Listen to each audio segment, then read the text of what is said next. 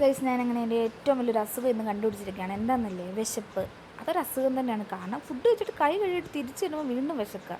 അങ്ങനെ പറമ്പിൽ നിന്ന് വല്ലതും കിട്ടുമെന്നറിയാൻ വേണ്ടി തപ്പി ഇറങ്ങിയതാണ്. അപ്പോഴത്തേ ഒരു കുഞ്ഞിച്ചക്ക കിടക്കണം.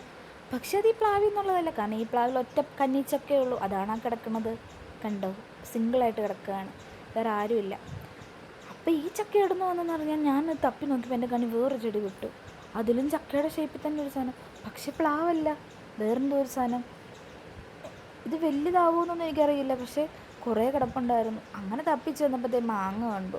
പക്ഷേ ഈ മാങ്ങ പൊട്ടായിരുന്നു കേട്ടോ, പറിക്കാനൊന്നും പറ്റിയില്ല. അപ്പം ഞാൻ എത്ര എണ്ണം ഉണ്ടെന്ന് എണ്ണുമായിരുന്നു. 7 മാങ്ങ ഉണ്ടായിരുന്നു ആ മാവിൽ.